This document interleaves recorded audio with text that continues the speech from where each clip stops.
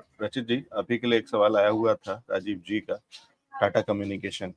ये सवाल पूरा ये है, क्या करंट लेवल्स पे टाटा कम्युनिकेशन खरीदारी करी जा सकती है? और क्योंकि अभी हम टेलीकॉम सेक्टर की बात कर रहे थे तो इसलिए ये थोड़ा यहाँ पे रेलिवेंट भी हो जाता है।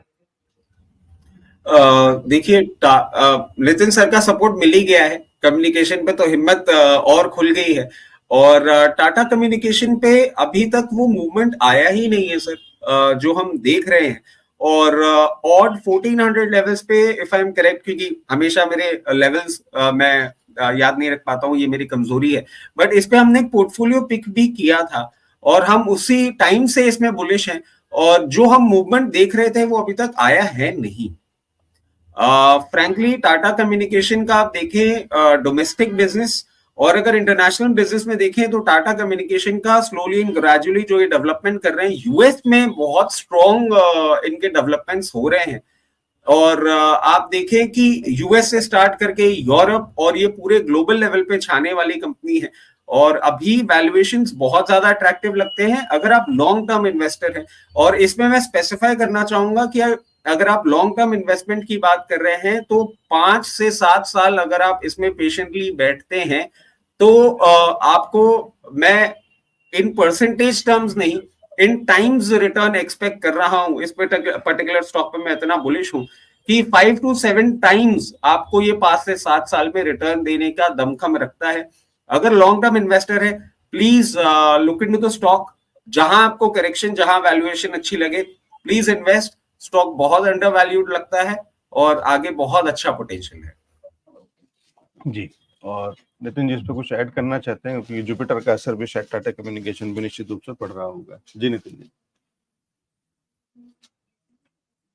सर, जुपिटर का नहीं, लेकिन मर्क्यूरी का असर पड़ने वाला है। मैंने बताया, जो एक डेट दिया है मैंने 13-14 मई के बाद से, देखिए मैं 1681 का वेट कर रहा हूं, बट मैं frankly speaking 5 quantity, just a small 5 quantity मैंने इसको बाई किया है और आज ही किया है।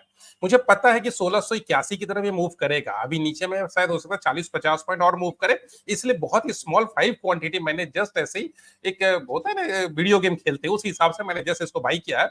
अदरवाइज इसी सेक्टर के और इसी पर्टिकुलर इसी स्टॉक के अंदर में मेरा टारगेट है 13-14 मई के बाद में अपने क्लाइंट को भी मैं एग्रेसिवली रिकमेंड करने वाला हूं।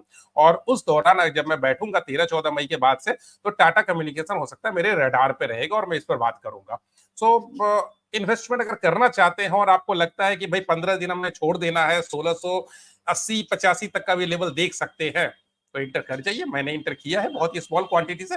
अदरवाइज थोड़ा सा इसके अंदर मैं एग्रेसिवली घुसूंगा 14 मई के बाद से।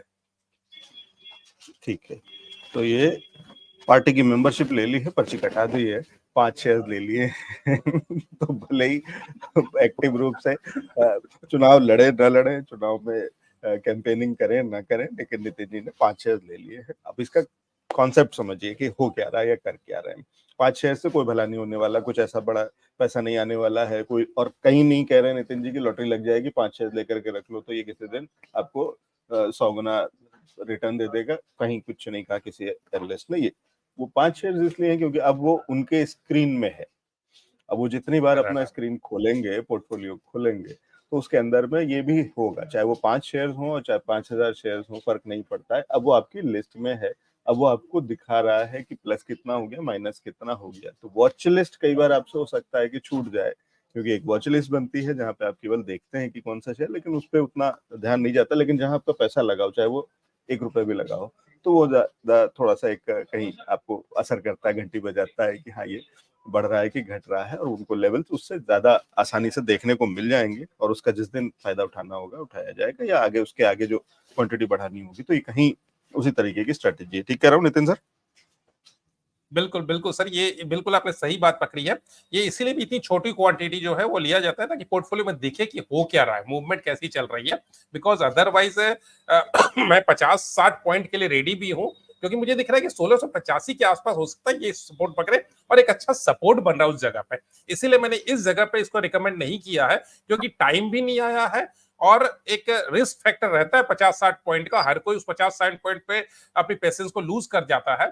तो इसीलिए मैंने बोला कि अभी इस जगह पे रिकमेंड नहीं कर रहा, बट हाँ 14 मई के बाद से आप इसके अंदर मूवमेंट को देख ले। उस समय में आपको देखिए स्टॉक बुरा नहीं है और समय थोड़ा सा जो है सो नेगेटिव है, तो समय जब अच्छा रहे और स्टॉक भी अच्छा रहे, तो उस समय इंटर करने में फिर सोचना नहीं पड़ता है, किया जा सकता है।